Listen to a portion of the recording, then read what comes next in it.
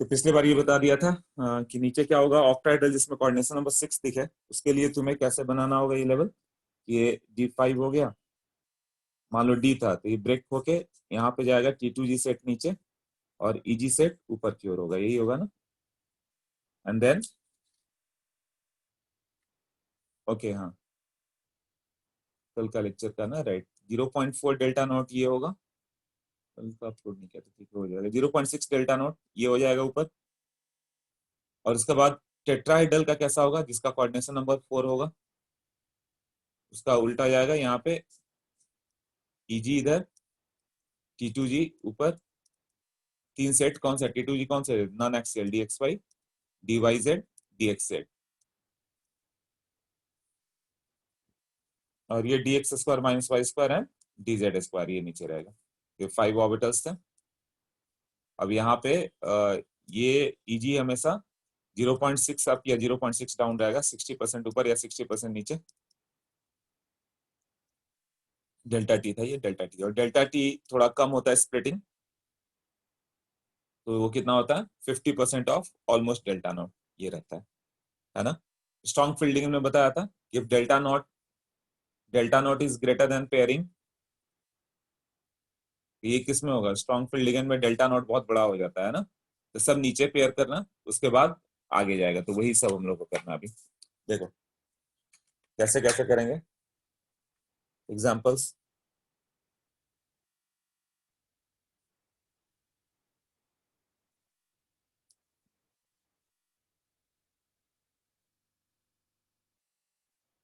हाँ देखो अभी क्या हो जाएगा, जैसे K4 Fe CN6, तो Fe2+ लोगे कितना हो जाएगा, 4S03D6। ये क्या, स्ट्रॉन्ग फील्ड लिगेंड, सबको पेयर कर दो, तो D6 को पेयर करोगे तो कहां तक होगा, ये सब पेयर हो जाएगा। और ये आगे के 6 वो लेगा, आगे के 6 ऑर्बिटल कौन सा हो गया, D2sp3।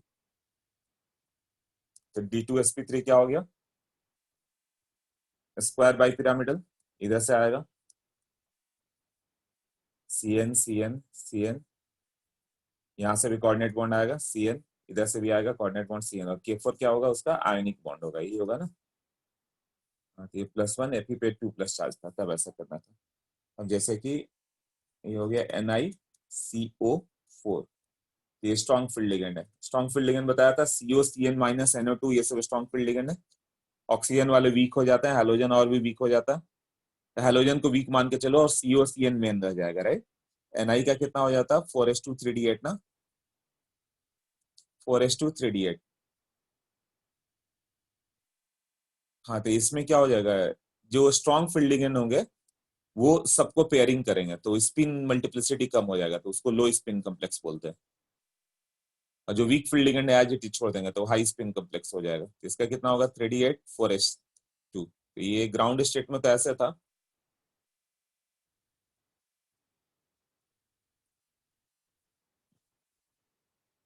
3d 4s। तो स्ट्रॉन्ग फील्ड लिगेंड में क्या हो जाता है कि ये पेयरिंग हो जाती है, ये इधर और ये इधर आ जाएगा, फॉस्फुल पेयर हो जाता है। तो क्या हो जाएगा, वहां पे वैकेंसी क्रिएट होगी, तो 4s तो वैकेंट हो गया ना। ये एग्जांपल बहुत आता है, कुछ सर्टेन एग्जांपल बार बार आते रहते हैं। तो एक्चुअली ये क्या हो जाएगा, अब हो जाएगा ये 3d10 ऑल फील्ड, यही है ना, 4s वैकेंट एंड 4p आगे का वैकेंट है। तुम्हें ऑर्बिटल कितने उठाते हैं, 4 ही ना, 4, और CO4 है तो 4 चाहिए, तो यही 4 जाएंगे ना, तो ये sp3 होगा। sp3 कैसा होता है, टेट्राहेड्रल, तो ये टेट्राहेड्रल होगा, NiCO NiCO इस तरह से।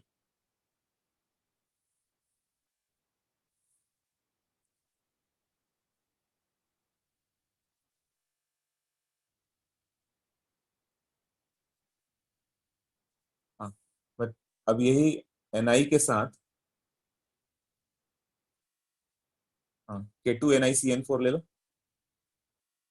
तो तुम्हें क्या देखना होगा पहले, अच्छा ये स्ट्रॉन्ग फील्ड लिगेंड है, राइट, मतलब सबको पेयर्ड अप कर दो। तो Ni पे चार्ज क्या होगा, दूसरा ये चीज फाइंड करो, +1 +2, ये -1 है, +2 होगा ना। Ni2+ कितना होगा, 4s2 3d8 होता है, तो 4s0 3D8 हो जाएगा। 3D8 मतलब अब ऐसे था। 3D8 मतलब फोर्सफुल सबको पेयर कर दो, सबको एक ऑर्बिटल में डाल दो। यहाँ 4s और यहाँ पे 4p बच गया, ये हो गया ना। तो 3D 4s 4p, तो सबको पेयर्ड अप कर देगा, तो इधर से 4 ऑर्बिटल ही लेगा, 1 2 3 एंड 4, ये 4 ऑर्बिटल लेगा, तो इसका हाइब्रिडाइजेशन क्या कहलाएगा? DsP2। और DsP2 कैसा होता है? Square planar. स्क्वायर प्लेनर इस तरह से आएगा, ये इधर कर दो, इसको Cn कर दो, Cn कर दो, Cn कर दो, इधर से Cn कर दो, राइट। ये स्क्वायर प्लेनर चला जाएगा। ये चारों कोऑर्डिनेट पॉइंट्स ऐसे डोनेट कर देते हैं। अब Ni कहीं दो देख लिया हम लोग ने, TiH2O6 3+, ये क्या वीक फील्ड लिगेंड है। Ti का पहले देख लो चार्ज क्या आ रहा है, 3+ ना। टाइटेनियम 22 होता है, 4s2 3d2, तो Ti 3+ कितना हो जाएगा? 4s1।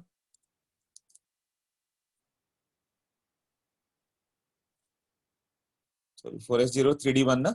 तो डी में एक बचा हुआ है और इसको 6 ऑर्बिटल चाहिए, तो वो 6 ऑर्बिटल या तो sp3d2 होगा या D2sp3, इसके अलावा और कोई ऑप्शन नहीं है अपने पास, यही 6 आते हैं। ये कौन सा लेगा? ये नहीं कि D4 ले लो, तो डी वैकेंट है ना अंदर वाला, तो अंदर वाला ऑर्बिटल लेके जाएगा ना, तो ये D2sp3 पे जाएगा, तो ये D2sp3 होगा, ये नहीं होगा। अंदर के डी वैकेंट है तो ये पैरामैग्नेटिक होगा, एक अनपेयर्ड इलेक्ट्रॉन है। ओके, इतना तक में सब क्लियर है। देखो लो स्पिन हाई कॉम्प्लेक्स होके जेडीली, हाँ मॉड्यूल में अच्छा दिया हुआ आपने, मॉड्यूल से कर लो। जेडीली थोड़ा ज्यादा डिटेल है, हाँ। तब कुछ भी नहीं करना, स्ट्रॉन्ग फील्ड मिले लिगेंड मालूम है, सबको पेयरिंग कर दो। वीक फील्ड है तो छोड़ दो, और क्या करना है। NiCl4, D2sp3 और sp3d2 दोनों सेम है, स्क्वायर बाई पिरामिडल, बट एक इनर ऑर्बिटल कॉम्प्लेक्स है, क्योंकि अंदर का ऑर्बिटल लिया इसने, D2 लिया, अंदर के 3D को लिया। और sp3d2 को आउटर ऑर्बिटल कॉम्प्लेक्स करते हैं, क्योंकि आउटर बाहर का डी लेगा वो, यही है ना। जैसे बहुत एग्जांपल जी, NiCl4 2-, सोचो निकल क्या होगा? 4s2 3d8, Ni2+,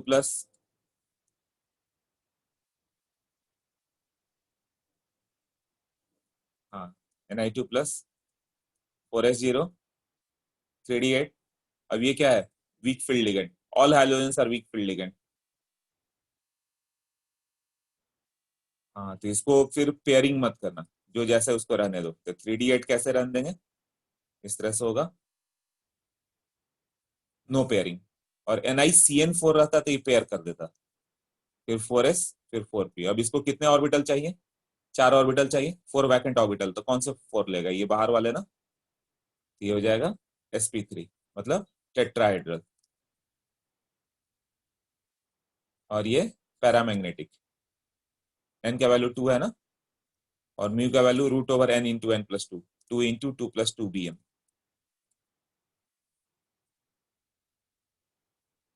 नेक्स्ट हो गया NiNS3 6। 6 मतलब या तो D2sp3 या sp3d2, वो तुम्हें बताना है, तो क्या आएगा? D2sp3 या sp3d2?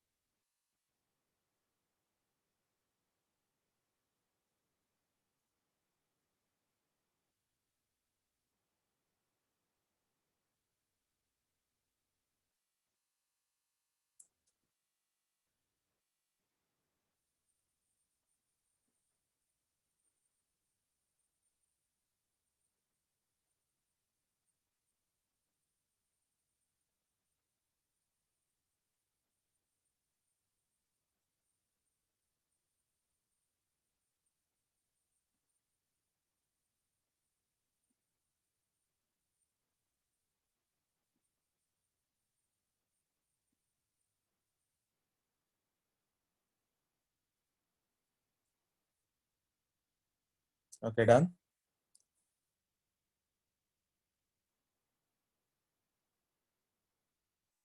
NH3 is strong field ligand with the what? वो प्रीवियस लेक्चर में बताया था ना, with the CO and PT. Cobalt और PT रहेगा तो उसके साथ स्ट्रॉन्ग फील्ड लिगेंड है.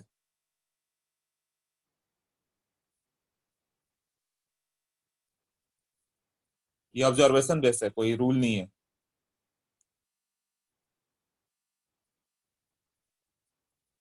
बाकी सबके साथ नहीं तो यहाँ पे वीक फील्ड लिगेंड बनाओ. वीक फील्ड होगा तो डी तो पूरा भरा हुआ है तो आगे वाला लेगा ना. sp3d2 जाएगा फिर.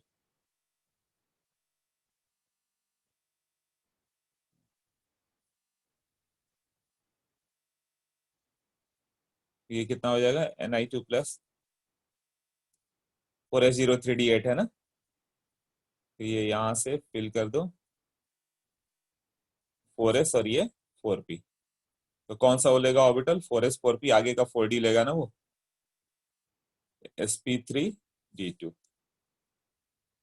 ये कौन सा कॉम्प्लेक्स हो गया, बाहर का डी लिया इसलिए इसको आउटर ऑर्बिटल कॉम्प्लेक्स बोलोगे. Outer orbital complex. और लो स्पिन की हाई स्पिन, तो स्पिन को तो उसने पेयरिंग किया नहीं, स्पिन तो जहाँ हाई रह गया ना, उसको बोलते हो high spin complex. Week field ligand क्या बनाएंगे, हाई स्पिन कॉम्प्लेक्स. ओके, ये clear.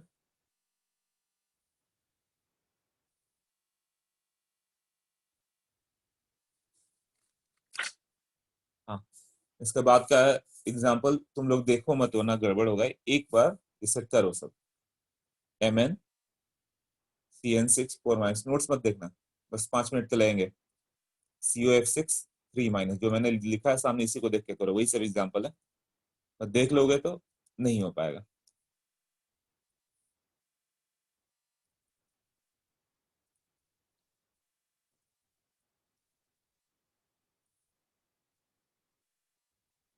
CONS3 6 3 plus. Now try.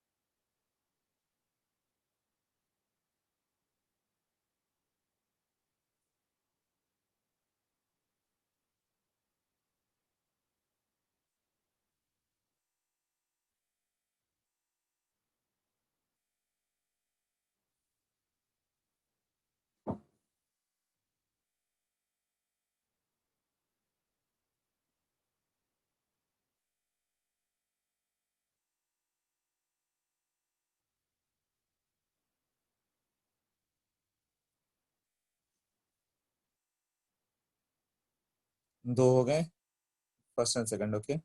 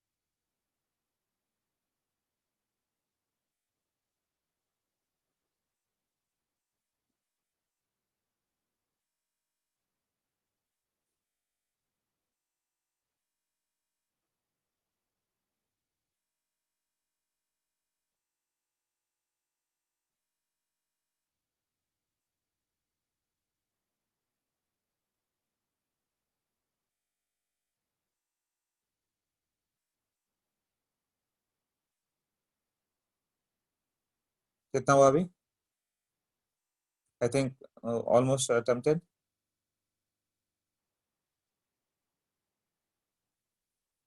DSP3 कुछ या SP3D वही रहेगा तुम्हारा, ट्राइगोनल बाइपिरामिडल। मतलब SP3D या DSP3, यही दो आएगा ना, तो ट्राइगोनल बाइपिरामिडल ही होता है दर्शन में। डन। डन, हाँ सबका डन, ठीक है। आप चेक कर लो MN का क्या हो जाता। सब आ जा रहा है ना, इसका मतलब अभी MN पे स्टेट क्या आ गया, +2। ये कितना हो जाएगा, 4s0 3d5। तो 3d5 ये स्ट्रॉन्ग फील्ड लिगेंड है, तो सब पेयर कर दो। पेयर करके सबको कहाँ लागू है, 5 इलेक्ट्रॉन को समेट के इधर ले आओ, 2 2 और 1 ऐसे कर दो। और ये आगे के दो वैकेंट रह गए, तो क्या हो जाएगा, D2sp3, यही रहेगा ना। एक अनपेयर्ड इलेक्ट्रॉन है, इसलिए क्या होगा, पैरामैग्नेटिक। हाँ, COF6 क्या करोगे, CO का स्टेट 3 + MnFeCO 27 ना। तो 4s2 3d7, तो 2 इलेक्ट्रॉन गया, 4s2 3d6। तो 3d6 लिखो, और F6 वीक फील्ड लिगेंड है, तो कुछ भी नहीं करेगा, एज इट इज पड़ा रहेगा वो। ये 4 अनपेयर्ड रह जाएंगे ना। फिर ये S और ये P3। तो ये आगे के 6 ऑर्बिटल इसको लेना होगा, तो ये आउटर ऑर्बिटल बनाएगा sp3d2 करके। ये होगा ना आउटर ऑर्बिटल कॉम्प्लेक्स। COH2O6 देखो, CO पे चार्ज 2 + 27 होता है, 4s2 3d7। तो CO2 + कितना होगा, 4s0 3d7। 3d7 अब ये वीक फील्ड लिगेंड है, तो D7 को एज इट इज छोड़ दो, आगे के 6 ऑर्बिटल ले लो। D7 ये इस तरह से, 3 अनपेयर्ड इलेक्ट्रॉन, यहाँ से 4s 4p और 4d। ये लिया ना sp3d2 ना। Okay, K2FeNIS3 6। K2Fe, हाँ NH3 तो 0 है, फिर भी रॉन्ग हो रहा है कुछ।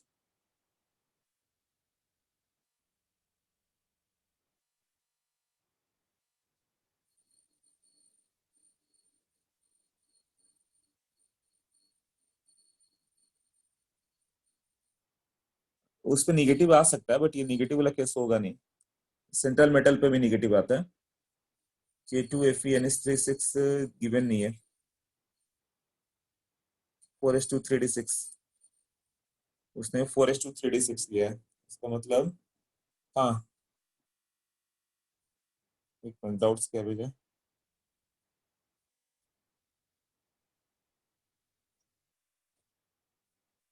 -4 को ऐड करोगे कहाँ पे?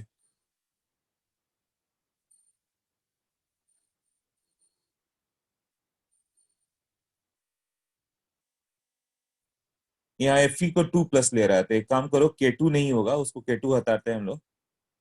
FeNH3 6SO4 वगैरह लो, तब होगा। फर्स्ट एग्जाम्पल बोल रहे हो? फर्स्ट में Mn पे +2 चार्ज होगा ना।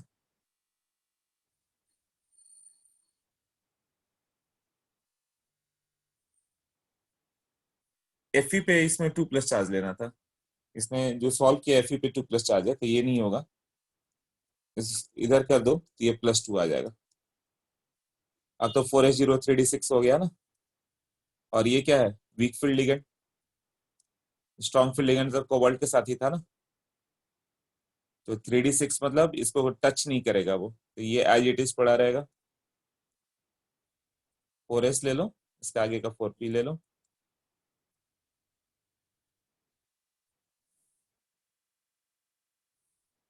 देन आगे का डी, तो ये क्या हो जाएगा? sp3d2 ना। हाँ अब बताओ।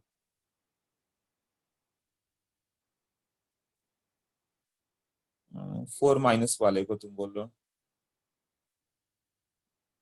MnCN4 4 माइनस, हाँ। MnCN6 वाला फर्स्ट एग्जांपल तुम बोल रहे थे ना, ओके तो कुछ रॉन्ग हो गया है, रुको।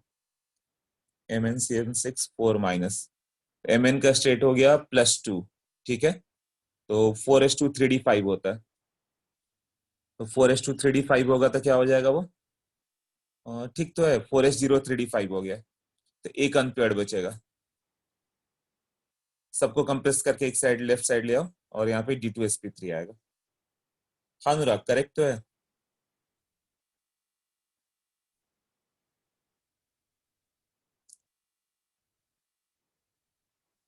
CuNH3। अब ये यहाँ पे क्या वर्क कर रहा है? Strong field ligand. तो डी में कितना हो गया? CO3+ है। 4s2 3d7 यही होता है ना। तभी क्या बच जाएगा? ये 4s0 3d6। Strong field ligand है, तो 3d6 को सबको पेयर्ड अप कर दो। अब ये, इसके बाद इसको 6 ऑर्बिटल चाहिए, तो ये D2sp3 लेगा ना। ये कौन सा ऑर्बिटल हो गया? इनर ऑर्बिटल कॉम्प्लेक्स और डायमैग्नेटिक।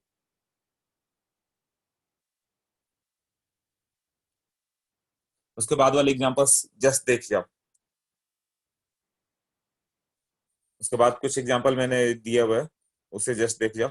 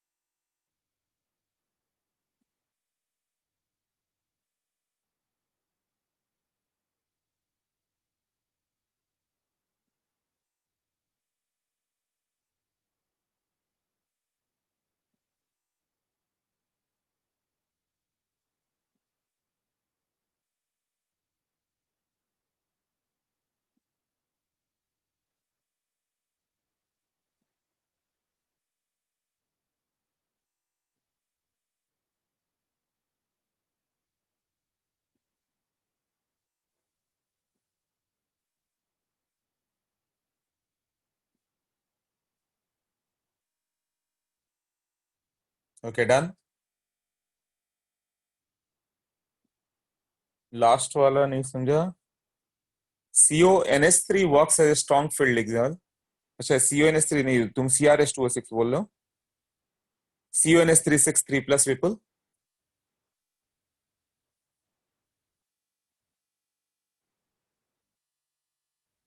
ओके, तो उसमें CONH3 6+ जो हो गया, NH3 works as a strong field ligand with cobalt and platinum. तो कोबाल्ट के साथ स्ट्रॉन्ग फील्ड लिगेंड होगा तो सबको पेयर कर दो। CO3+ कितना हो गया, 4s0 3d6। तो 3d6 को पेयर कर दो तो 3 ऑर्बिटल में आ गए, बाकी 2 ऑर्बिटल वैकेंट है।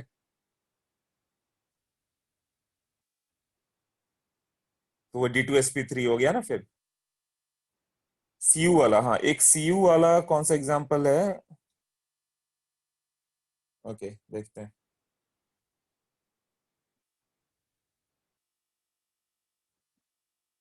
हाँ FeCO5 सबको हो गया अभी। स्ट्रॉन्ग फील्ड लिगेंड है, सबको पेयर कर देना। ये कितना होगा, 4s2 3d6। तो ये 8 इलेक्ट्रॉन का आपस में पेयर करके डी में डाल दो सबको। सब पेयर्ड होगा, एक डी वैकेंट रह गया, ये एस हो गया, ये पी हो गया। तो ये हो गया DsP3। sp3d या DsP3 दोनों का सेम ही रहता है, बट ये इनर ऑर्बिटल कॉम्प्लेक्स है, अंदर का ऑर्बिटल लिया ना। और लो स्पिन की हाई स्पिन। स्पिन तो सारा पेयर हो गया, तो ये लो स्पिन होगा ना।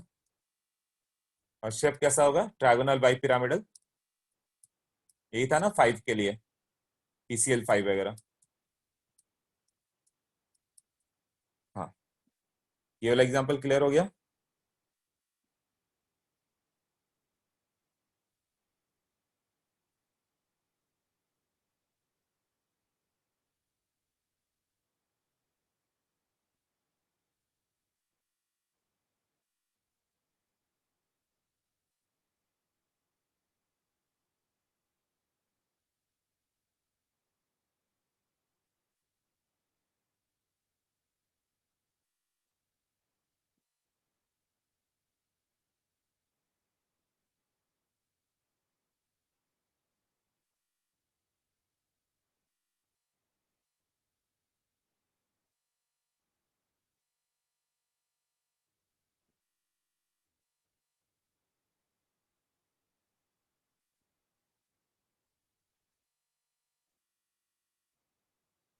ओके नेक्स्ट कौन सा है, ये वाला तो हो गया।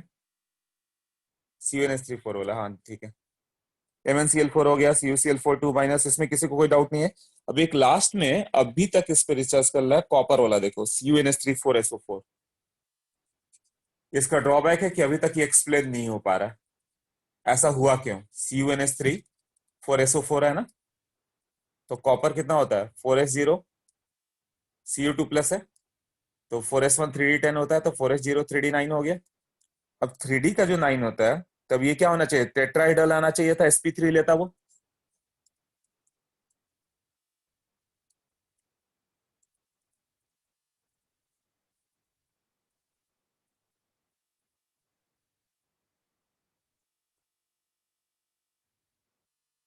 यही रहता ना। बट वो मालूम चला स्क्वायर पिरामिडल है, स्क्वायर प्लेनर है। स्क्वायर प्लेनर मतलब DsP2 होगा, मतलब तो ये डी कैसे वैकेंट हो गया, तो ये एक इलेक्ट्रॉन जंप करके 4p में चला जाता है, तब वो बनता है। तो रिसर्च अभी तक चल रहा है और ये थियरी इसको एक्सप्लेन नहीं कर पा रहा। CFT is unable to explain, तो ये इसका ड्रॉबैक है कि ये ऐसा क्यों हो रहा है, क्यों जंप किया, क्यों DsP2 हुआ। तो इसको बार बार आता है, ये लर्न कर लेना।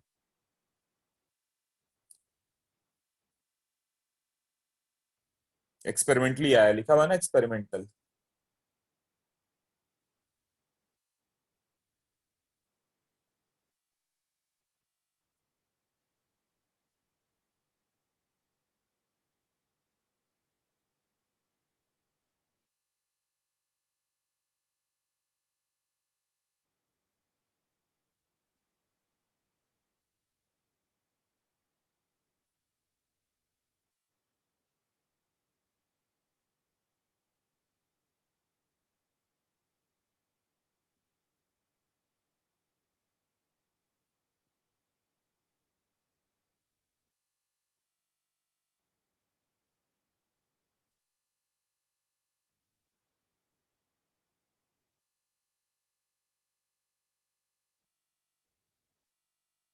थियरी तो कुछ भी गेस कर सकते हो, बट सही से अभी भी कुछ नहीं मालूम चल रहा है ना। फिर आगे तक का पूरा देख लिया ना तुम लोगों ने, कैसे कैसे करना है। तो ये को वो एग्जांपल लर्न कर लेना। इसके अलावा तीन अलग एग्जांपल है जो तुम्हें लर्न करना है। KMnO4, K2Cr2O7, CrO2Cl2, है ना। इसका देखो ऑक्सीडेशन स्टेट +6 +6 +7, ये सबका इधर से no unpaired electron. Unpaired electron होगा क्या?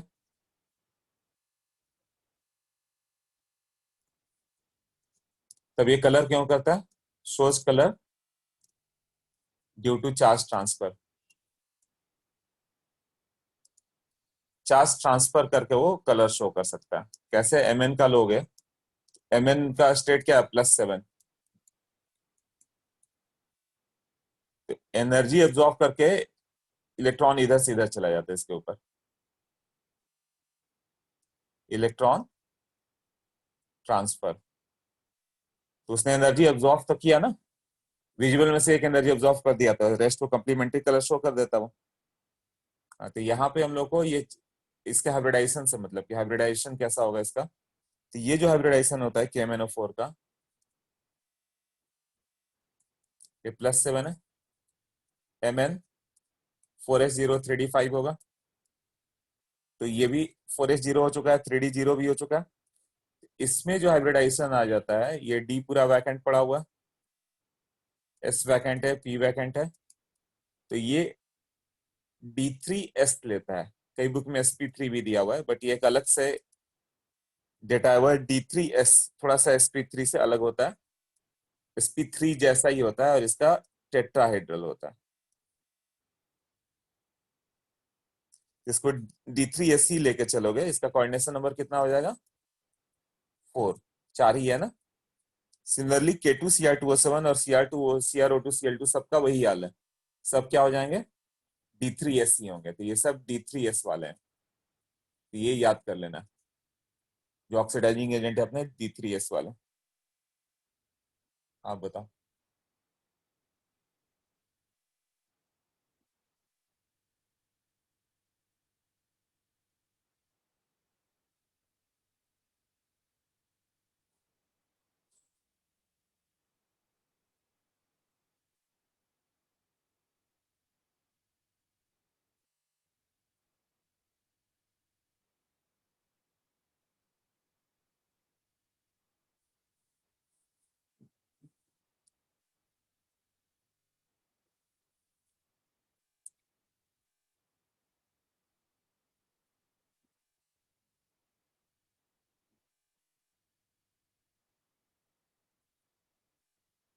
इलेक्ट्रॉन Eg से T2G में जाता है क्या?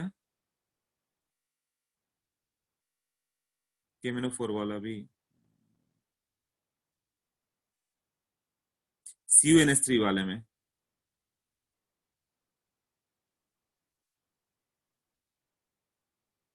हाँ, वो CFT थियरी के अकॉर्डिंग था। जब अब कोऑर्डिनेशन बनाओगे तो सिर्फ strong field weak field ligand देखो। स्ट्रॉन्ग फील्ड रहे तो सबको पेयर करके एक साइड समेट के रख दो, और वीक फील्ड रहे तो एज इट इज रखे रहो उसे। तो अब इजी है उसके अकॉर्डिंग करना।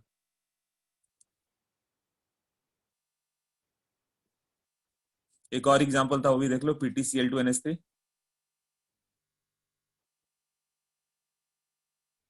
KMnO4 अनुराग। हाँ, सब टेट्राहेड्रल होंगे। टेट्राहेड्रल बट हाइब्रिडाइजेशन एक अलग से याद कर लो, D3s होता है, किसी किसी बुक में दिया हुआ है। और ये भी लिखा हुआ है कि all show colour due to charge transfer. Oxygen से इलेक्ट्रॉन जंप करके सेंट्रल एटम पे चला जाता है, तो कलर शो करता है।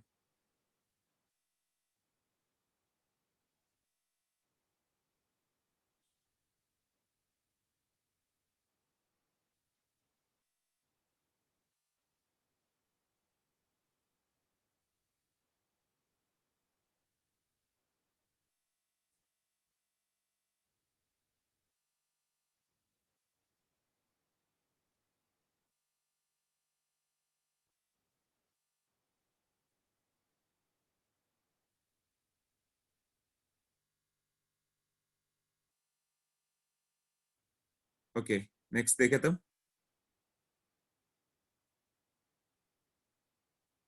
किसमें बोल लो ऋषभ, तुम्हारा डाउट CuNH3 वाले में। CuNH3 में तो सब फिल था, 3D9 है ना, तो ऑल डीप फिल कर दो फिर।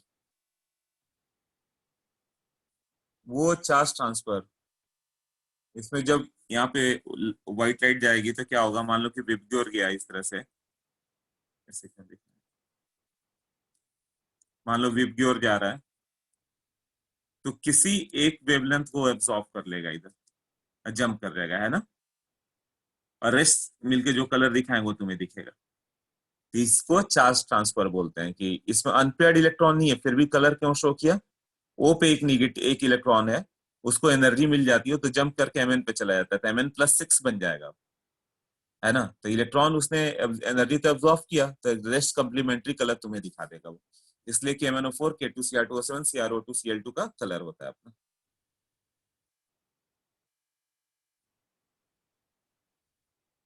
हाँ बताओ।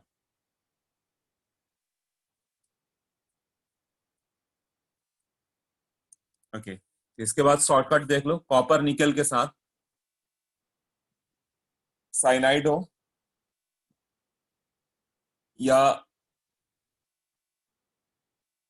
NH3 हो, DsP2 करना है तुम्हें, मतलब CuCN4 हो जाए, K2CuCN4, क्या लिखोगे इसका, ये +2 होगा, तो Cu का क्या लिखोगे, 4s0 4s1, 3D10 था ना, तो 3D9, तो इसमें इलेक्ट्रॉन जंप करके उधर जाएगा, तो इसका हाइब्रिडाइजेशन स्टेट क्या आएगा, DsP2, डी वैकेंट हो जाता है।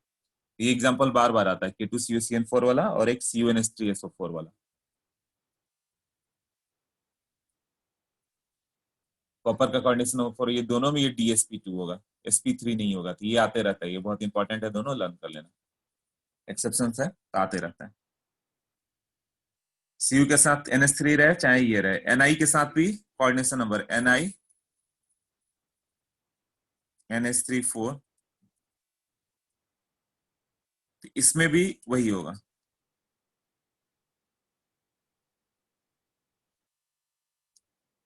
इसका एग्जांपल कहीं दिया था NiNH3 के साथ, या Ni के साथ Cn का, एक था ना, सबसे पहले ही था, K2NiCN4, K2NiCN4, K2NiCN4, ये कैलकुलेट किया था ना, बाद में ये बहुत फास्ट हो जाएगा सब, अच्छा स्ट्रॉन्ग फील्ड लिगेंड है ना। तो यदि अनपेयर्ड हो पाएगा तो बेटर, तो अनपेयर्ड Ni2+ देखोगे, एक डी को वैकेंट करा ही लेगा, वो DsP2 लिख दोगे फिर। अब Pt Pd गोल्ड, कोई भी लिगेंड रहे तो वो इनर ऑर्बिटल ही बनाएगा। इनर ऑर्बिटल मतलब अंदर का डी हमेशा वैकेंट हो जाएगा। कोऑर्डिनेशन नंबर 4 हुआ तो हम हर हालत में DsP2, और कोऑर्डिनेशन नंबर 6 हुआ तो हर हालत में D2sp3। प्लेटिनम, पैलेडियम, वैसे 4D 5D सीरीज का अधिकांश 4D 5D सीरीज रहेगा, तो वो इनर ऑर्बिटल की ओर ही जाता है। ऑब्जर्वेशन बेस, उसमें सब पेयरिंग हो ही जाता है, क्योंकि उसका डेल्टा नॉट बहुत ज्यादा होता है, तो मोस्टली क्या आ जाएंगे, इनर ऑर्बिटल कॉम्प्लेक्स ऐसे। तो पीटी पीडी सबको इनर ऑर्बिटल कॉम्प्लेक्स बना हुए, स्कैंडियम से लेके क्रोमियम तक, राइट। तो ये जब भी रखोगे तो डी तो उतना वैकेंट ही है DsP2 बनाने के लिए, D2sp3, तो हर हालत में क्या होगा, इनर ऑर्बिटल ही बनाएगा ना। क्रोमियम ले लो Cr3+, 2D वैकेंट है। वेनेडियम ले लो, स्कैंडियम ले लो, तो डी तो सारा वैकेंट है, तो अंदर वाला ही ऑर्बिटल लेगा ना वो। तो स्टार्टिंग वाले सब inner orbital complex, D vacant ही है। हाँ, अब मेन जो आ गया जिसके लिए बात किया था हम लोगों ने, Mn से Cu, यही है ना। तो वीक फील्ड लिगेंड मतलब वो पेयरिंग नहीं करेगा, तब तो आउटर ऑर्बिटल लेगा वो, sp3d sp3d2 ऐसे ना। स्ट्रॉन्ग फील्ड लिगेंड हो गया तो सबको पेयरिंग करा देगा वो, तब वो अंदर का ऑर्बिटल लेगा, inner orbital. Zinc cadmium mercury हर हालत में कंप्लीटली फील्ड है, Zn2+, Cd2+, Hg2+, डी तो आ ही नहीं सकता, तो हर हालत में वो बाहर वाला ऑर्बिटल लेगा। ये सब ऐसे भी समझ में आ रहा है क्या हुआ होगा। ओके, अब हम लोग लिखते हैं Fe H2O5NO SO4। ये क्या होता है? FeSO4 NO गैस को ट्रिप करके ब्राउन रिंग बनाता है, ब्राउन रिंग बनाता है वो, है ना। Fe के साथ H2O तो पहले से था, ये एक्वस था, FeSO4 एक्वस, H2O6 था, अब H2O5 हो जाएगा। बट NO जैसे ही ट्रैप होगा, NO से एक इलेक्ट्रॉन ट्रांसफर होकर इस पे आ जाएगा, आयरन पे। तो आयरन का स्टेट +2 से +1 पे आ गया ना, +2 था, ये 0 था, बट एक इलेक्ट्रॉन इधर से इधर जंप कर जाता। ये ब्राउनिंग है। तो ब्राउनिंग में आयरन का ऑक्सीडेशन स्टेट हमेशा पूछता है,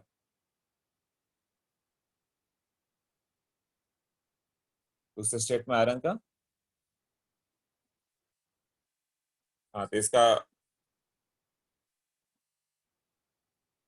आयरन जब होता है तो ये क्या हो जाएगा? पहले था Fe2+, तो ये 4s0 3d6 था, है ना।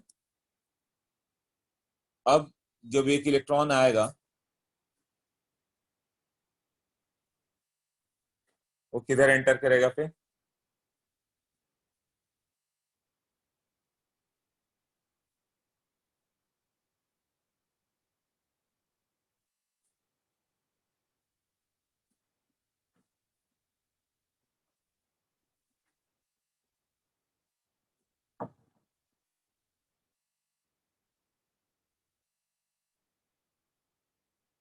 फॉरेस्ट में जाएगा कि 3D में जाएगा, वो तो।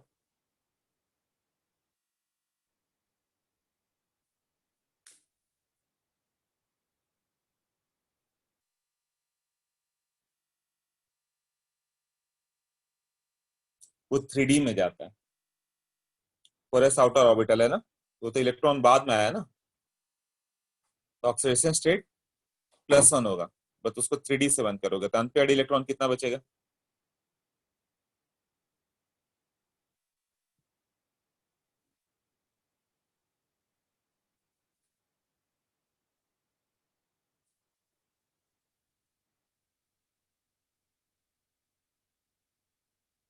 हम्म।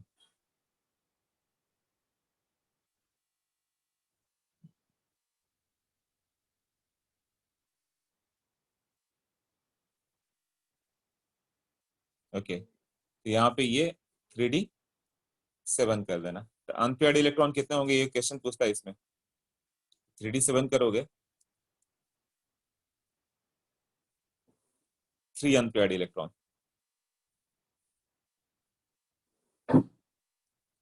और H2O वीक फील्ड लिगेंड था, NO भी वीक फील्ड था ही, तो 4s से ये 4p।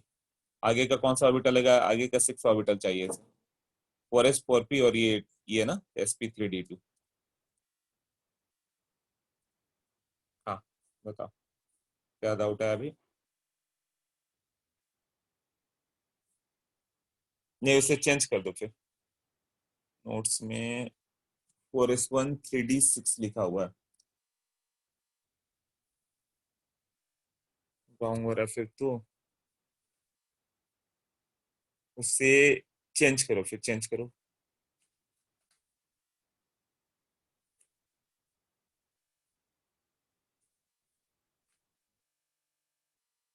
हो सकता है लिखने में रॉन्ग हो गया।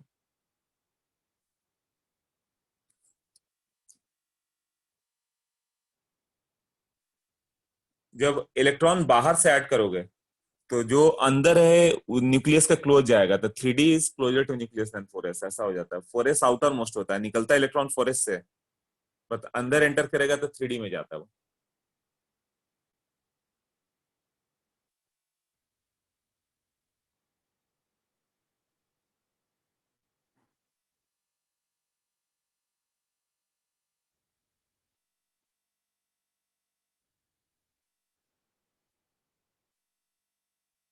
उन्होंने क्यों इसमें दिया 4s1 में? अच्छा, इसको एक बार चेक करता हूँ मैं। जहां तक मुझे याद है 3D7 आता है, डी में जाता है, 3 अनपेयर्ड इलेक्ट्रॉन आता है।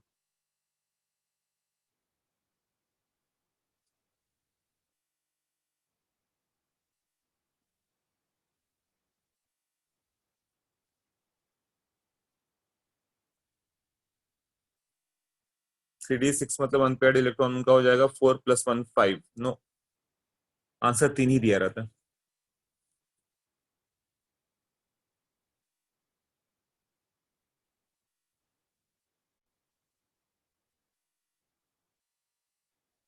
वो आता है कि कितने अनपेड इलेक्ट्रॉन है, तो उसका आंसर 3 आता है फिर। यदि 4s1 3d6 कर दें तब तो 5 अनपेड इलेक्ट्रॉन हो जाएंगे, उतना नहीं आता है, तब यही होगा जो मैं बोल रहा हूँ।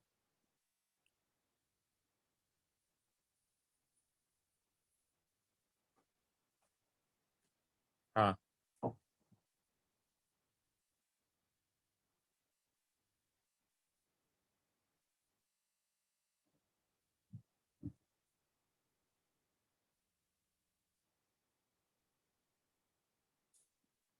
ठीक है, क्लियर हो गया अभी।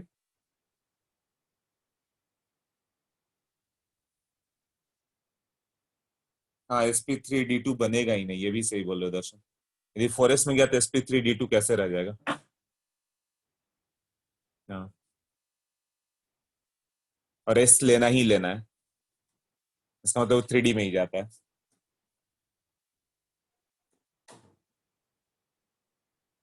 हाँ नोट्स में वो कर दिया था ना। ठीक है, तो अभी इतना पार्ट हो गया। अब आइसोमेरिज्म का पार्ट करते हैं। देखो ये तो बहुत सिंपल है, क्योंकि देखते समझ में आता है सब।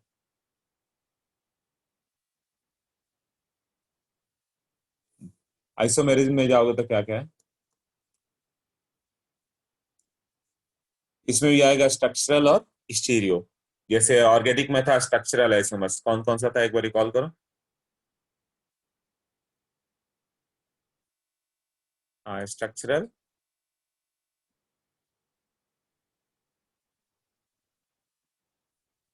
तो स्ट्रक्चरल मतलब क्या होगा, स्ट्रक्चर ही चेंज हो। जैसे पहला कौन सा है, आयोनाइजेशन, हाइड्रेशन, यही है ना।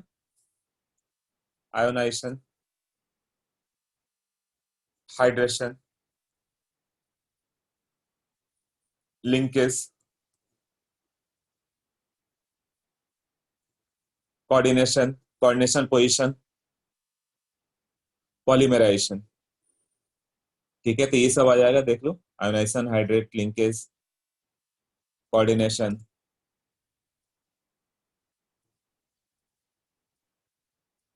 Coordination, position.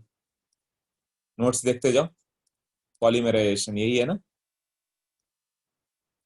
तो ये सब बहुत स्ट्रक्चरल तो बहुत इजी होगा एज यूजुअल, जैसे वहां पे चेन पोजीशन मेटामर्स फंक्शनल था, है ना। यहाँ पे स्टीरियो आइसोमर्स जो पहले था वही यहाँ पे भी होगा, एक ज्योमेट्रिकल और एक ऑप्टिकल, तो यही इंपॉर्टेंट होगा। इसी में थोड़ा वेरिएशन आएगा ज्योमेट्रिकल ऑप्टिकल में। ऑप्टिकल अगेन थोड़ा सोचना पड़ेगा तुम्हें। अब आइसोमेरिज्म क्या होता है, फॉर्मूला तो क्लियर होगा आइसोमेरिज्म का फॉर्मूला।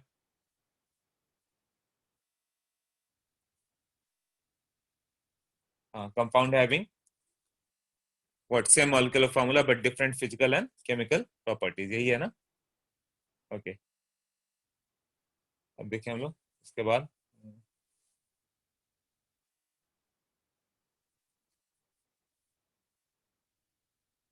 देखो पहला कौन सा है स्ट्रक्चरल आइसोमर्स में,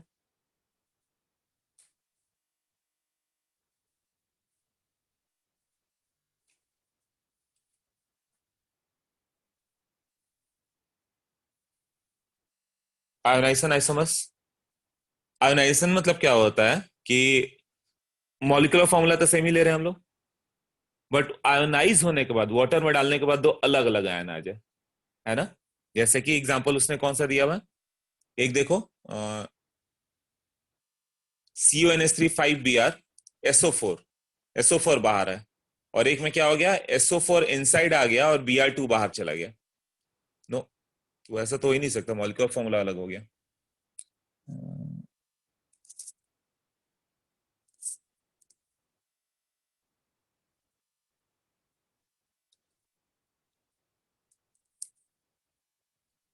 उसको CuNH3 4Br2 करना होगा, वो लिखने में थोड़ा रॉन्ग हो गया।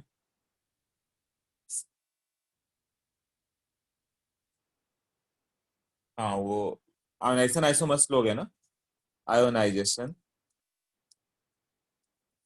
तो आयोनाइज करके अलग अलग आ, जैसे CuNH3 4Br2 SO4, एक तो ये है। और दूसरा है CO NH3 4, ये SO4 अंदर आ गया और Br2 बाहर चला गया। कोऑर्डिनेशन नंबर यहाँ 6 था तो 6 ही रहना चाहिए, वो चेंज नहीं होगा, है ना। बट यहाँ से क्या आएगा, इट गिव्स सल्फेट आयन और दिस गिव्स Br-। सब चीज अलग होगा। इसका वेंट ऑफ फैक्टर 2 आएगा, इसका वेंट ऑफ फैक्टर 3 आंसर 3 आएगा, यही है ना।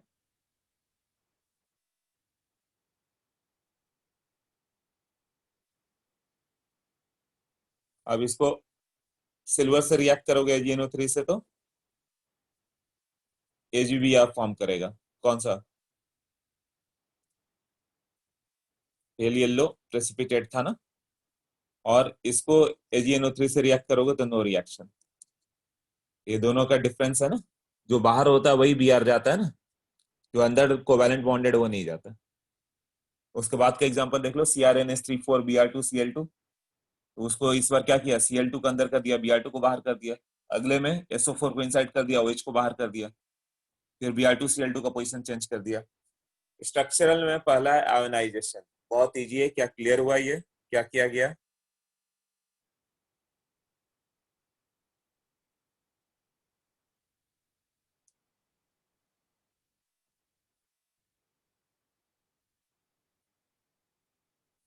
हम्म।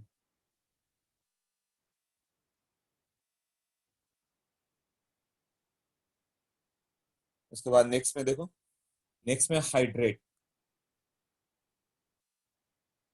ये भी बिल्कुल उसी जैसा होगा।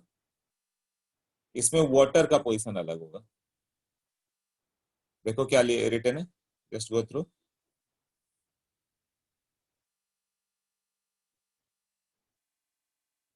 ये आइसोमेरिज्म कब होगा, जब different number of water molecule inside और outside the coordination sphere present होंगे।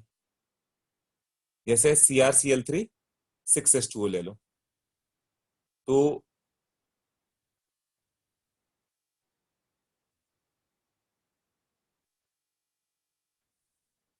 इसका 3 आइसोमर्स बना है, CrCl3.6H2। एक में हो सकता है कि क्या हो जाए वो, CrH2O6Cl3, तीनों क्लोरीन बाहर, तो ये 3 मोल AgCl के साथ रिएक्ट करेगा, है ना। इसका वेंट ऑफ फैक्टर 4 आएगा। 3 मोल्स AgNO3 से रिएक्ट करके 3 मोल AgCl फॉर्म होगा। इसका दूसरा आइसोमर्स क्या होगा, जिसमें वाटर आउटसाइड अलग हो जाएगा, यहाँ पे H2O 5 ही बचा, एक Cl अंदर आ गया, और बाहर जो H2 हो गया वो हाइड्रोजन बॉन्डेड हो जाता है और .Cl2। तो इसका वेंट ऑफ फैक्टर अब 3 हो जाएगा, 3 ही आयन आएगा ना, एक ये और ये दो, वाटर तो आयन है ही नहीं। और ये 3 मोल की जगह 2 मोल AgNO3 से रिएक्ट करेगा और 2 मोल AgCl फॉर्म होगा। और सबके कलर भी अलग होंगे, डिफरेंट कलर होते जाएंगे, सबका डेल्टा नॉट अलग अलग होते जाएगा। अगले में CrH2O4Cl2 कर दो, अब दो H2O बाहर चले गए, H2O ट्वाइस और Cl2 पे चला गया वो, है ना। Cl.2H2 ऐसे लिख सकते हो इसको, Cl 3 था .2H2। तो ये क्या होगा, इसका वेंट ऑफ फैक्टर 2 ही आएगा, एक कम्प्लेक्स कैटायन, एक सिंपल एनायन। और ये 1 मोल AgNO3 से रिएक्ट करके 1 मोल AgCl बनेगा। ऑल ये सब का क्या होगा, डिफरेंट कलर। उससे मालूम चल जाएगा ना, 3 आइसोमर्स है, तीनों में डिफरेंट क्या होगा, वाटर मॉलिक्यूल अंदर और बाहर अलग अलग हो रहा है। ये क्लियर हो गया सबको।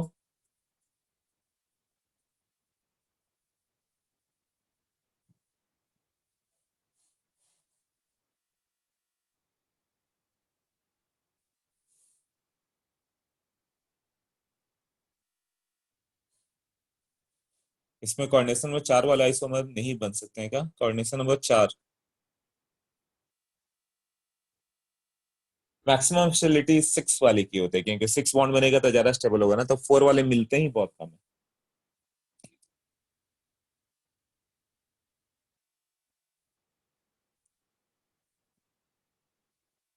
ओके। उसके बाद लिंकेज और सॉल्ट आइसोमर्स। लिंकेज मतलब एम्बीडेंटेंट लिगेंड ले लो। अब उसको इंफ्रारेड स्पेक्ट्रोस्कोपी करेंगे तो मालूम चलता है कि वो किस एटम से बाउंडेड है। तो जो एम्बीडेंडेंट है NO2 है, तो NO2 में N भी अटैच हो सकता है, O भी अटैच हो सकता है, CN में C अटैच हो सकता है, N अटैच हो सकता है। तो अलग अलग आएगा ना, देखो CONH3 5NO2 Cl2 है। अब CONH3 5 NO2 की जगह ONO कर दिया उसने, तो ये लिंकेज हो गया ना, लिंकेज अलग अलग हो गया ना। नेक्स्ट देखो, नेक्स्ट में क्या है?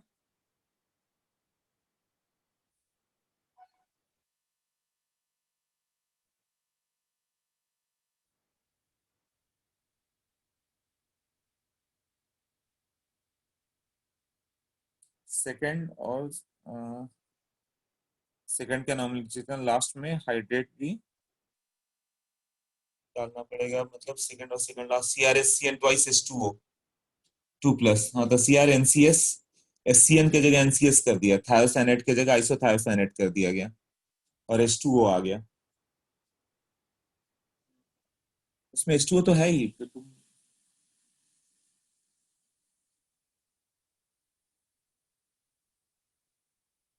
नोमेनक्लेचर में एक हाइड्रेट भी डालना पड़ेगा। हाँ उसको लिखना पड़ेगा तुम्हें, उसका नोमेनक्लेचर पहले वाले का बताओ क्या हो जाता फिर। उसको लास्ट में मोनोहाइड्रेट, यदि सिंगल है तो। क्लियर?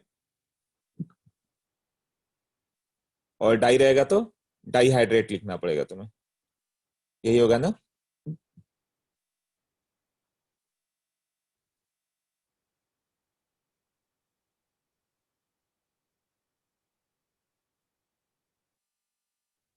तभी मालूम चलेगा ना कितने वाटर बाहर है।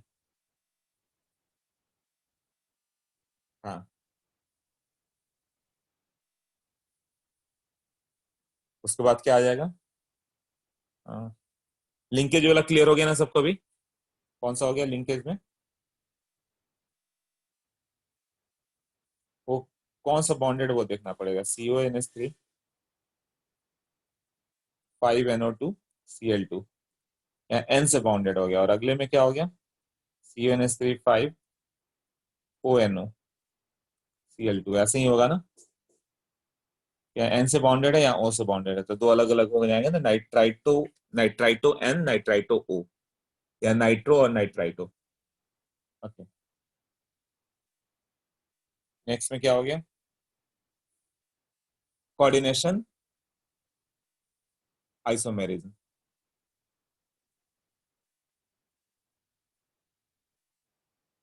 उसका एक पार्ट क्या होगा कोऑर्डिनेशन आइसोमर्स का, कि occur only in cationic anionic complex, मतलब एक कैटायनिक होगा एक एनायनिक होगा, उसी में होगा, कैटायनिक एनायनिक कॉम्प्लेक्स रहेगा तो ही करेंगे। जैसे कि CrNH3 6 CrSCN थ्राइस। इसका बताओ क्रोमियम का ऑक्सीडेशन स्टेट क्या क्या है?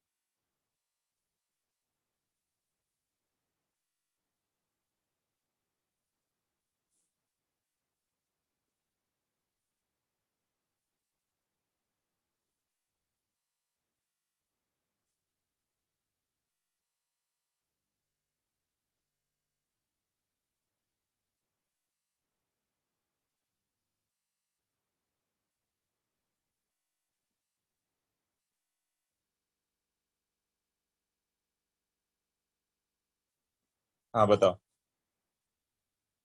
ऑक्सीडेशन स्टेट आ गया इसका। वो होगा ये -SCN माइनस होता है, -1 होता है ना। हाँ तो +3 +3 इक्वली डिस्ट्रीब्यूट करोगे, तो ऑक्सीडेशन स्टेट से चार्ज क्या आ जाएगा, इस पे 3+, इस पे 3-, जब ये 3+3- होगा तभी बाउंडेड होगा। ये दोनों पे चार्ज जीरो मत आने देना। तो पूछता है कि कितना होगा कोऑर्डिनेशन नंबर, तो बस दोनों पे चार्ज जीरो नहीं आने देना। तो क्या क्या हो सकता है, कितने कोऑर्डिनेशन आइसोमर्स हो सकते हैं? अगले में क्या करोगे, CrNH3 5 SCN, इस पे चार्ज क्या आ गया, 2+ ना अभी आ गया, और CrSCN थ्राइस सॉरी 5, और एक NH3 इधर आ गया। तो लिगेंड चेंज हो रहा है ना, तो ये 2- हो गया। एक और चेंज कर सकते हो, CrNH3 thrice SCN thrice +1 CrSCN4 NH3 twice, इस पे -1, यही आएगा ना।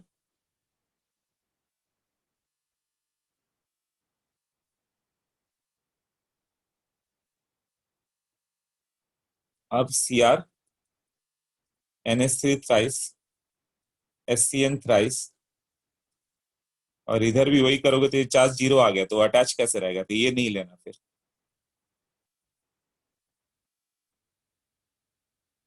क्लियर ना, तो ये वाला नहीं लेंगे हम लोग। कैटानिक एनानिक होना ही चाहिए, तभी हो पाएगा। ये क्लियर हो गया, कोऑर्डिनेशन आइसोमर्स क्या हो गया, लिगेंड का पोजीशन हम लोग चेंज कर रहे हैं। Okay, next, polymerisation. उसमें क्या होता है कि पॉलीमेरिक फॉर्म आ सकता है तुम्हारा, इसमें सेम स्टोकियोमेट्रिक कंपोजिशन, स्टोकियोमेट्री सेम होना चाहिए, मतलब एम्पेरिकल फॉर्मूला सेम नहीं आना चाहिए, बट डिफरेंट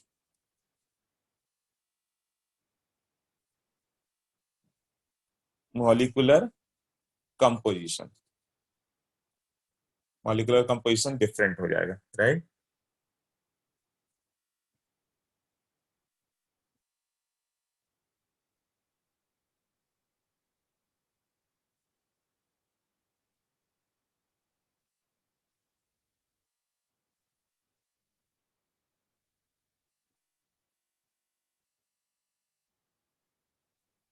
हाँ, जैसे कि एग्जांपल ले लो, PtCl2NH3 ट्वाइस, इसका रेशियो क्या 1:2:2 है। अब इसका डाइमर भी एग्जिस्ट कर सकता है, डाइमर मतलब Pt2Cl4NH3 4, इट में एग्जिस्ट लाइक PtCl4 और PtNH3 ट्वाइस, PtNH3 4 सॉरी। ये क्या हो गया, 2:4:4, तो इसी का पॉलीमर बन गया ना। इसको डायमर करके बोल सकते हैं ना कि इसका डायमर फॉर्म दिख रहा है, तो इसी को क्या बोलेंगे, पॉलीमराइजेशन, मतलब उसका सर्टेन पार्ट। अब PT3 और ये सब उसी के अकॉर्डिंग रेशियो में आ जाता, 1:2 था ना, तो 3:6 हो जाता, तो भी वो पॉलीमराइजेशन बोल दूंगा।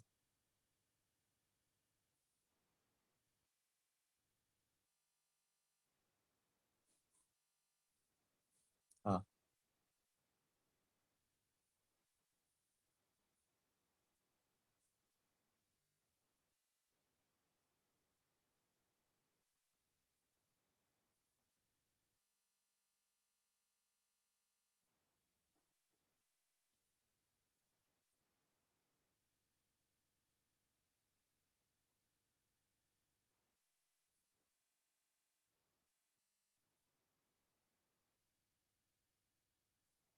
ओके।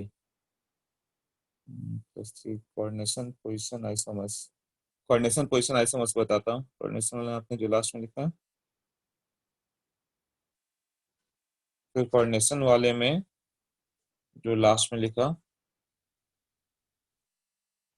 हाँ, ये उसका कोऑर्डिनेशन आइसोमर्स नहीं होगा, ये जो इसको लिखेंगे CrNH3SCN थ्राइस, ये इसी का पॉलीमराइजेशन कहलाएगा, कोऑर्डिनेशन आइसोमर्स नहीं होगा। वो पूछता हाउ मेनी कोऑर्डिनेशन आइसोमर्स आ गए, तब ये तुम्हें 2 लिखना होगा, ये तो इसको खुद का मिला के 3, ये उसका पॉलीमराइजेशन। ओके, अब कोऑर्डिनेशन पोजीशन आइसोमर्स है, तो ये किसके लिए? ब्रिज लिगेंड के लिए। तो ब्रिज लिगेंड के आसपास से जो तुम्हें एटम जो करना होगा, उसको चेंज करना पड़ेगा। लेफ्ट का राइट करना होगा, बताता हूँ उसको। देखो, कोऑर्डिनेशन पोजीशन में क्या होगा, जैसे NH3 4 CO OH NH2 जो भी दिया रहा है लिख लो वो सब, CO NH3 ट्वाइस Cl2। तो कोऑर्डिनेशन पोजीशन मतलब ये ब्रिज लिगेंड के लिए, ये इधर से इधर और ये इधर से इधर, बस ऐसे ही आ जाए। तो क्या हो जाएगा वो, NH3 थ्राइस ले लो, एक Cl को इधर भेज दो, CO इधर भेज दो, NH2 ले लो, OH ले लो, CO ले लो, NH3 थ्राइस Cl, ये होगा। तो कोऑर्डिनेशन पोजीशन में दिया हुआ है बाई ब्रिज कॉम्प्लेक्स, बट उसने दूसरा एग्जांपल ही नोट नहीं किया। दूसरा एग्जांपल में क्या करोगे, एक NH3 को राइट कर दो, एक Cl को लेफ्ट कर दो, तो वो दिखेगा, देख लो।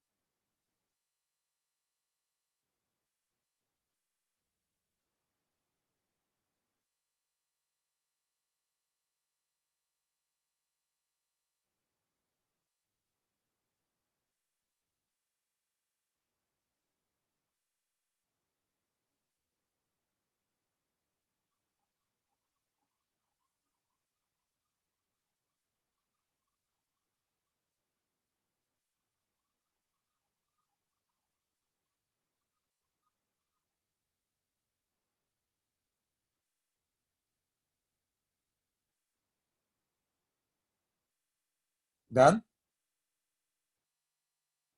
ओके, इसके बाद आ जाएगा कोऑर्डिनेशन पोजीशन के बाद एलोजेन या एलोजेन और कन्फॉर्मेशनल आइसोमर्स। इसका उतना इंपॉर्टेंस नहीं है, कहीं दिया हुआ नहीं है, बट कन्फॉर्मेशनल में क्या होता है, वो कंफर्म करता है अपना पोजीशन। देखो, वो स्क्वायर प्लेनर से क्या हो गया, टेट्राहेड्रल में चला गया ना। कब हाई टेम्परेचर दोगे तो अपने आप को चेंज कर सकता है। तो प्लैटिनम जब भी दिखे तुम्हें स्क्वायर प्लेनर बनाना था, तो वो फिर लो टेम्परेचर पर स्क्वायर प्लेनर में वापस आ जाता है। क्लियर? तो दोनों में डिफरेंस क्या होगा, स्क्वायर प्लेनर तो DsP2 होता, वो sp3 होता। स्क्वायर प्लेनर है मतलब वो सारा पेयरिंग हुआ है, डी तो लिया गया है ना, तो डायमैग्नेटिक हो गया और उसमें पैरामैग्नेटिक हो गया। ओके।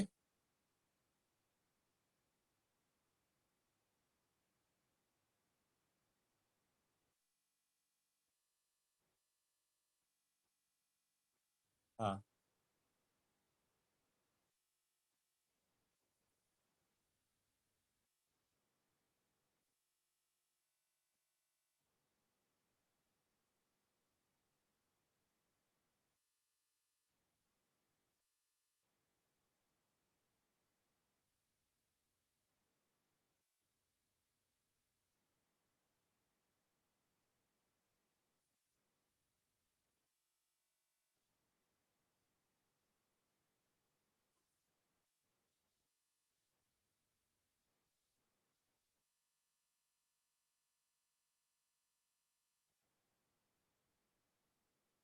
क्लियर हो गया ये। नेक्स्ट देखें, जियोमेट्रिकल आइसोमेरिज्म। अब ये कंसेप्चुअल पार्ट पड़ गया, ये लास्ट है अपना, geometrical isomerism and optical isomerism. तो जियोमेट्रिकल में देखो, इसमें क्या होता है, जियोमेट्रिकल आइसोमेरिज्म वहां सिस और ट्रांस वगैरह था, ये था ना, ये दोनों क्लोजर डिस्टेंस सिस था और बाहर वाला डिस्टेंस क्या था, ट्रांस था, ऐसे था ना, सिस और ट्रांस। तो उसी तरह से यहाँ पे स्पेशियल अरेंजमेंट में डिस्टेंस अलग अलग देखना है तुम्हें, तो ज्योमेट्रिकल देखना थोड़ा इजी है। तो ज्योमेट्रिकल आइसोमेरिज्म में क्या होगा, जैसे कि it arises due to spatial arrangement. अब सिस के उसको बोलोगे same atom at the 90 degree. Cis मतलब सेम एटम एट 90 डिग्री, है ना। और ट्रांस क्या हो गया, सेम एटम एट 180 डिग्री, यही है ना।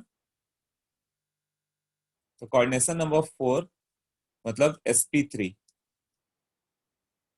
और dsp2, यही दो हो सकता है ना। sp3 वाला नहीं शो करेगा क्यों, क्या डिस्टेंस अलग कर सकते हो क्या, m के साथ यहाँ पे 2 हो जाए। क्या सिस ट्रांस टेट्राहेड्रल में अरेंजमेंट में फिजिबल था क्या, ABCD, कहीं किसी का पोजीशन का तो डिस्टेंस तो सेम ही रहता है ना। तो टेट्राहेड्रल में चारों पोजीशन सेम डिस्टेंस पे रहते हैं, तो कहीं भी कर दो उसके लिए नहीं था। बट DSP2 पे जाओगे तब ये शो कर सकता है। जैसे M के साथ ये A और ये 90 डिग्री पे, तो इसको सिस बोलेंगे हम लोग, ये सिस हो गया। और यही A 180 पे चला गया तो इसको क्या बोलेंगे, फिर ये ट्रांस हो जाएगा। डिस्टेंस देखो बड़ा पड़ गया ना, यहाँ डिस्टेंस D1 था, यहाँ डिस्टेंस D2 था। इतना क्लियर हुआ।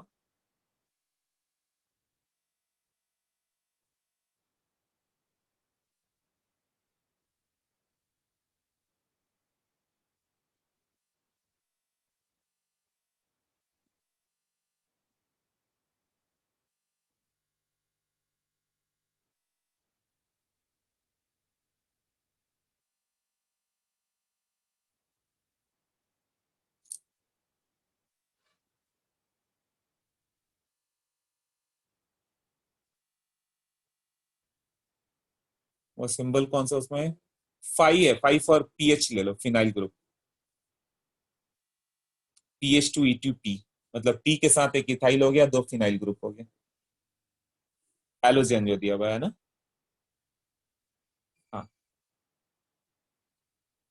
या सिर्फ कोऑर्डिनेशन नंबर 4 के लिए करेंगे।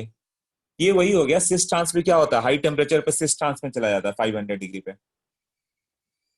अब फिर हीट करोगे तो कैसे ट्रांसफर होता है, पाई बॉन्ड ब्रेक होता है, रोटेट हुआ, फिर मैच करके ट्रांसफर आ गया तो मिक्सचर आने लगता है। ट्रांस को भी हिट कर दो 500 डिग्री सेंटीग्रेड, तो मिक्सचर ऑफ सिस और ट्रांस आ जाता है। तो वो भी इसी तरह से इक्विलिब्रियम में रहता है ना। यहाँ भी वही है, स्क्वायर प्लेनर हिट कर दोगे थोड़ा समय वो टेट्राहेड्रल चला गया, तो कुछ टेट्राहेड्रल कुछ स्क्वायर प्लेनर बच गया, ऐसा है ना। बट हाई टेम्परेचर पे ज्यादा उस साइड वाला जाएगा, sp3 वाला।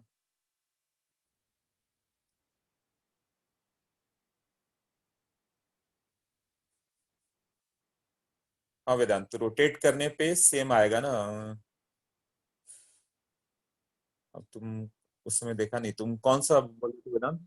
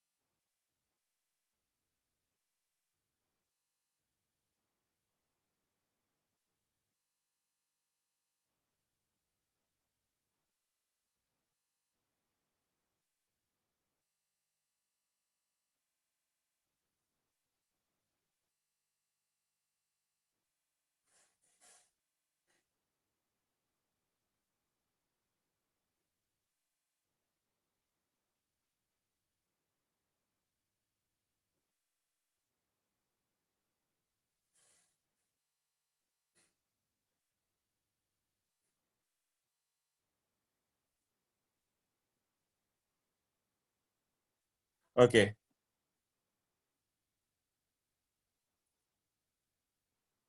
कोऑर्डिनेशन पोजीशन, जो तुम उसका बोल रहे थे, wait wait, coordination position rotate करने, बट वो तो स्ट्रक्चर ही अलग हो गया ना, नेम अलग हो गए। ये टेट्रा अमाइन कॉपर करके होगा। और इसमें क्या हो गया, NH3 हो गया, एक Cl लेफ्ट में आ गया, ऐसा हो गया ना। तो दोनों का नेम तो बिल्कुल अलग अलग हो गया कोऑर्डिनेशन पोजीशन में। लेफ्ट साइड में NH3 था, NH2Cl था, मतलब स्ट्रक्चर ही चेंज हो गया। एक Cl लेफ्ट आ गया, एक NH3 राइट चला गया। ओके, ठीक है। तो यहाँ से लास्ट पार्ट बचा हुआ हम लोग का।